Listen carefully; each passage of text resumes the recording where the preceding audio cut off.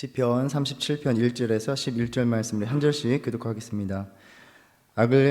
다윗의 시. 악을 행하는 자들 때문에 불평하지 말며 불의를 행하는 자들을 시기하지 말지어다.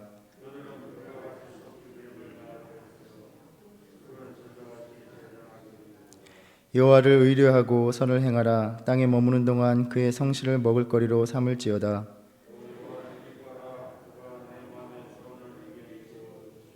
내 길을 여호와께 맡기라. 그를 의지하면 그가 이루시고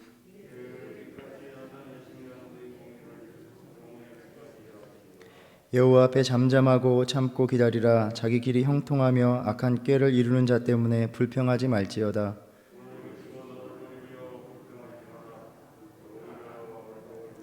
진실로 악을 행하는 자들은 끊어질 것이나 여호와를 소망하는 자들은 땅을 차지하리로다.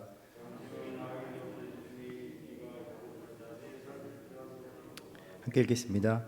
그러나 온유한 자들은 땅을 차지하며 풍성한 화평으로 즐거워하리로다. 아멘. 우리가 읽고 있는 시편 37편은 각 연의 첫 번째 단어 그 철자가 히브리어 알파벳 순서를 따르고 있습니다.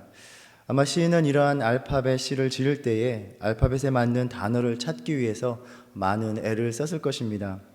이러한 형식을 맞추고자 우리가 보면은 그 시상이 느슨해지거나 같은 내용이 자주 반복되는 것을 볼 수 있습니다. 이러한 형식은 시를 암기하는데, 기억하는데 도움을 주기 위한 의도를 가지고 있습니다. 우리가 시편을 읽어보면 이야기가 전개되는 서사보다는 많은 격언들을 모아놓은 선집과 같은 형식입니다. 그럼에도 여기에서 중심적인 주제를 발전시키고 있는데, 악인들이 번영하는 현실에서 받는 괴로움 또는 유혹을 물리치고 자신의 길을 하나님께만 맡기고 의지하라라는 것입니다. 이러한 목회적인 가르침을 통해서 우리가 신앙인으로서 무엇을 바라보며 살아가야 하는가를 고민하게 만드는 말씀입니다. 결론적으로 말한다면 신앙과 불신앙 사이에서 선택해야 된다라는 것입니다. 우리가 시편을 읽어보면 이 시편의 기도나 탄원은 기도자들의 실제적인 경험에서 나오는 고백들입니다. 또한 이 같은 잠언 형식의 교훈도 오랜 인생의 경험을 담고 있습니다. 단지 사색적인 결론이 아니라 자신들의 삶 속에서 맞닥뜨린 그 문제들에서 우러나오는 것들입니다. 신앙인들의 영적인 위기가 그들이 살아가고 있는 삶의 현실에서 비롯된다는 것입니다. 오늘 시편에서의 말씀도 심각한 신앙적인 위기가 살아가고 있는 맞닥뜨린 현실에서 비롯됩니다. 1절에서 악을 행하는 자들 때문에 불평하지 말며 불의를 행하는 자들을 시기하지 말지어다 라고 말씀합니다. 우리가 살아가고 있는 현실 속에서 악한 자들이 성공을 하는 그러한 삶을 보는 일은 그리 달갑지 않은 일입니다. 본능적으로 그들을 시기하고 싶은 마음이 드는 것도 사실입니다. 특히 도덕적으로 올바르게 살아가는 것, 또 행하는 것이 오히려 많은 삶에 손해를 가져올 때에 더욱 그렇습니다. 바로 이것이 우리들의 현실입니다. 양심을 지키지 않으며 수단과 방법을 가리지 않고 살아가는 이들이 성공하는 모습들을 씁쓸하게 지켜보아야 하기도 합니다. 이것은 신앙생활의 영역에서도 마찬가지입니다. 그저 자기 중심적으로 또 자의적으로 신앙생활을 하면서 어떠한 어려움과 희생도 감당하지 않는 그 삶들이 나아 보이기도 한다는 것입니다. 이러한 현실을 만날 때에 좌절 속에서 또 상당한 분노가 치밀어 오르기도 합니다. 신앙과 현실 경험 사이의 이 괴리에서 우리는 혼란스럽기도 합니다.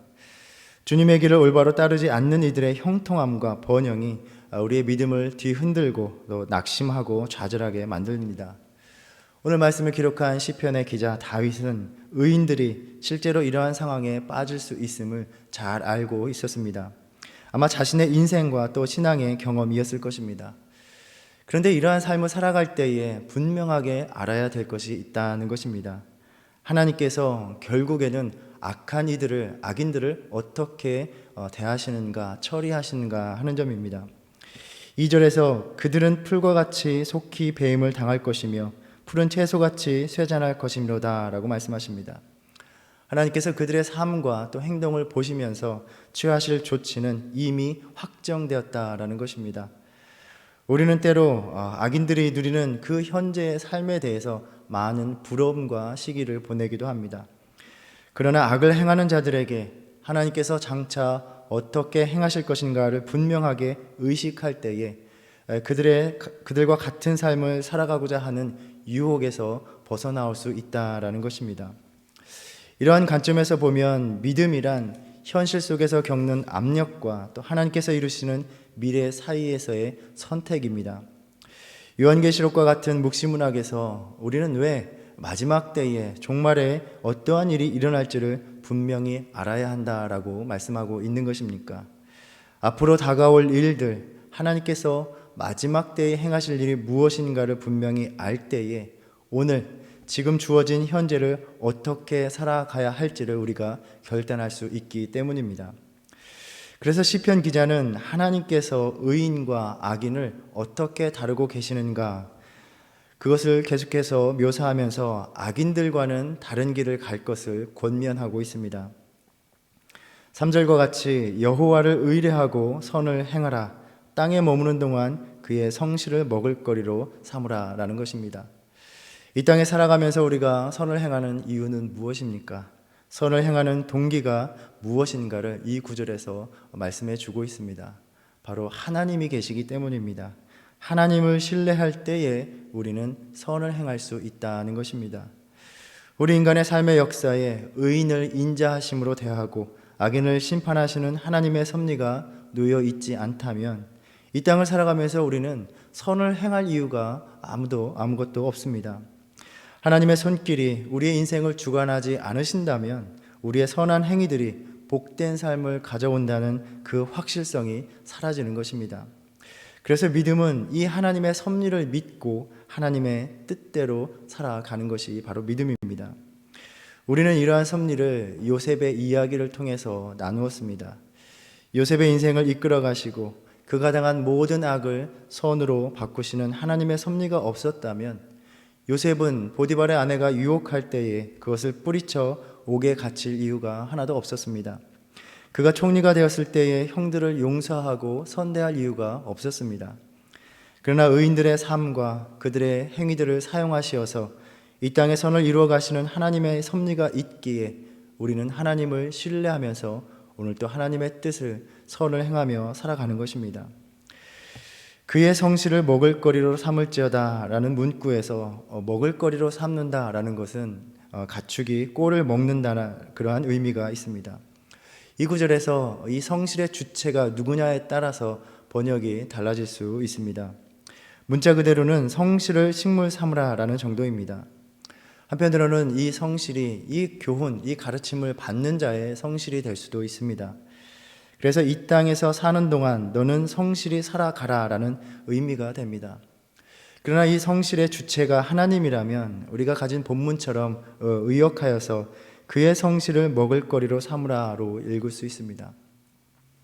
하나님의 성실하심을 양식으로 삼고 살아가는 것입니다. 그러니까 하나님을 신뢰하라라는 말의 또 다른 표현입니다. 하나님의 성실이 악한 자를 멸망의 길로 인도하시고 의인들을 생명의 길로 인도하십니다. 시편 1편에서 다윗은 의인들과 악인들의 대조되는 결말을 이야기합니다. 악인들은 그렇지 않음이요 오직 바람에 나는 겨와 같도다. 그러므로 악인들은 심판을 견디지 못하며 죄인들이 의인들의 모임에 들지 못하리로다. 무릇 의인들의 길은 여호와께서 인정하시나 악인들의 길은 망하리로다. 왜 악인들의 결국은 망하는 수밖에 없습니까? 하나님께서 그들의 삶을 인정하시지 않기 때문입니다. 오늘도 이러한 하나님의 섭리가 우리가 그것을 헤아리는 그 깨달음을 넘어서서 성실하게 역사하고 있기에 우리는 그 주님의 성실하심을 양식 삼아서 살아갈 수가 있는 것입니다. 우리가 창세기를 계속 묵상하면서 아브라함과 이삭과 야곱 그리고 요셉의 삶 속에서 그들의 살아갔던 현실은 하나님의 섭리를 도저히 알 수 없고 볼 수 없는 현실이었습니다. 그러나 결국에는 하나님의 성실하심이 그들의 모든 삶 속에서 역사하셨고 그 약속을 다 이루어 가셨습니다. 요셉이 당했던 형들의 악함도 선함으로 바꾸셔서 성실하게 생명을 건지시는 구원의 역사로 이끌어 가셨습니다. 그 성실하심으로 또 조상들에게 약속하셨던 그 땅으로 인도해 주셨습니다. 그러므로 우리는 오늘 또 하나님의 성실하심을 의지하여서 오늘 하루를 살아갈 수 있는 것입니다. 또 이 성실이라는 히브리어 단어 에무나라는 말은 견고함, 안전함이라는 의미도 되어서 이 구절을 여호와를 의뢰하고 선을 행하라, 그러면 내가 이 땅에서 안전함을 누릴 것이다 라는 의미로도 볼 수 있습니다. 어떠한 의미로 보든지 하나님을 신뢰하는 자의 삶이 바로 중심입니다. 또 계속해서 또 여호와를 기뻐하라, 그가 내 마음의 소원을 내게 이루어 주시리로다 라고 말씀합니다. 참 은혜가 되는 말씀입니다. 하나님을 기뻐함으로 마음의 소원을 다 이루어 주시는 은혜를 누리시기를 축복합니다. 우리 마음속에 있는 바람들, 우리가 원하는 것들을 어떻게 이루어지게 하는가, 그 비결을 이 구절에서 발견하게 됩니다. 그런데 저는 이 구절을 곰곰이 들여다보면서 하나님을 기뻐하는 것과 마음의 소원이 어떻게 연결이 될까를 묵상해 봅니다. 즉, 하나님을 기뻐하는 자는 마음속에 어떠한 소원을 품고 살아가는가 하는 것입니다. 누군가를 기뻐한다 는 것은 그의 모든 것에서 함께 즐거움을 발견한다라는 의미라고 생각합니다. 그가 마음에 품고 있는 것과 그 뜻과 계획들이 이루어지기를 함께 간절히 원하고 바라는 것입니다. 이러한 점에서 하나님을 기뻐하는 자는 바로 하나님의 뜻이 이루어지는 하나님 나라를 마음의 소원으로 품는 사람이라고 할 수 있을 것입니다. 이 구절을 묵상할 때에 우리가 교회 주보를 통해서 나누고 있는 쿠바에서 사역하는 선교사님이 떠올랐습니다. 연락할 기회가 있어서 이 이야기를 나누다 보면 그 마음에 품는 소원이 무엇인지를 알게 됩니다. 지금 후원하는 교회가 건축을 시작했는데 잘 진행되기를 바라면서 자신과 온 가족들이 또 그 건축의 일부 창문을 맡아서 섬기기로 원한다는 것입니다. 또 그래서 교회에 초청되어서 말씀을 인도하고 받은 그 사례들을 다 모아서 건축 헌금으로 봉헌을 합니다. 쿠바의 경제가 너무 어려워서 홈리스들이 많아져서 이들을 하나라도 더 돕고 돌보기를 바라고 있습니다. 생필품이 필요해서 하나라도 더 구입해서 가지고 가려고 합니다. 현지에서 교회를 시작하려는 목회자들을 어떻게든 후원해서 하나라도 교회가 더 세워지기를 바라고 있습니다. 이것이 그의 마음속에 품고 있는 소원들이라는 것입니다. 특별히 이러한 선교 사역을 감당하는 데 있어서 우리 교회가 후원한 것이 너무나도 큰 도움이 되었다라고 감사의 인사를 전해오셨습니다. 하나님을 진정으로 기뻐하는 자가 품고 있는 마음의 소원은 하나님의 뜻, 하나님이 바라시는 것, 즉 하나님의 소원이구나. 하나님의 나라와 그의 의를 이루는 것이 바로 내 마음의 소원이 되는 것입니다. 그렇기에 성실하심으로 하나님께서 그것들을 이루어 가실 때에 바로 나의 마음의 소원도 함께 이루어지는 것입니다. 그저 내가 원하는 나의 소원을 하나님이 이루어 주신다는 말씀으로만 묵상했던 것이 다시 한번 새롭게 다가왔습니다. 여호와를 기뻐함으로 하나님의 마음이 우리의 마음이 되고 또 하나님이 품으신 것들이 우리의 소원이 되어서 하나님의 나라와 그 역사가 이루어질 때에 우리의 마음의 소원도 이루어지는 은혜를 맛보는 저와 여러분 되기를 바랍니다. 5절과 6절에서 내 길을 여호와께 맡기라, 그를 의지하면 그가 이루시고 내 의를 빛같이 나타내시며 내 공의를 정오의 빛같이 하시리로다 라고 말씀합니다.